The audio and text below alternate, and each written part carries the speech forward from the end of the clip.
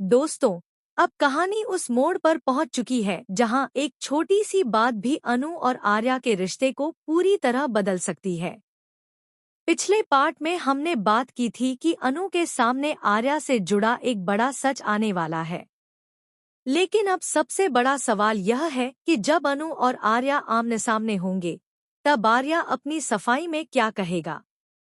अनु के मन में इस समय बहुत सारे सवाल हैं। वह आर्या से सिर्फ एक जवाब नहीं, बल्कि पूरी सच्चाई चाहती है। अनु को महसूस हो चुका है कि आर्या उससे कुछ छुपा रहा है। यही वजह है कि इस बार वह आसानी से आर्या की बातों पर भरोसा करने वाली नहीं है। जैसे ही अनु आर्या से सवाल करती है, माहौल बेहद भावुक हो जाता है।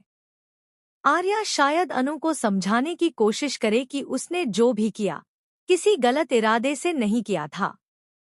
लेकिन अनु के लिए सिर्फ इरादा मायने नहीं रखेगा।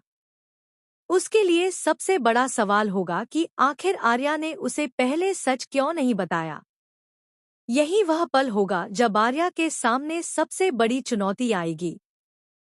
अगर वह पूरी सच्चाई बता देता है, तो हो सकता है कि अनु उससे नाराज हो जाए। लेकिन अगर वह फिर से कुछ छुपाता है, तो अनु का शक और भी गहरा जाएगा। दूसरी तरफ मीरा इस पूरे मामले को अपने फायदे के लिए इस्तेमाल करने की कोशिश कर सकती है। क्योंकि अगर अनु और आर्या के बीच भरोसा कमजोर हुआ, तो मीरा को अपनी चाल चलने का मौका मिल जाएगा। वह अनु के सामने आर्या के बारे में ऐसी बातें रख सकती है, जिनसे अनु को लगे कि आर्या ने जानबूझकर उससे बहुत बड़ा राज छुपाया है। लेकिन यहाँ कहानी में एक और बड़ा ट्विस्ट देखने को मिल सकता है।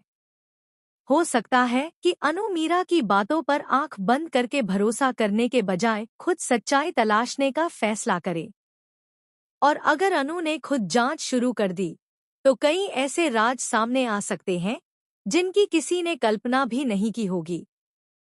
आर्या भी समझ जाएगा कि अब बात सिर्फ एक राज की नहीं है, बात अनु के भरोसे की है। वह शायद अनु को बताए कि उसने सच इसलिए छुपाया क्योंकि उसे डर था कि इस सच्चाई की वजह से अनु को नुकसान पहुंच सकता है।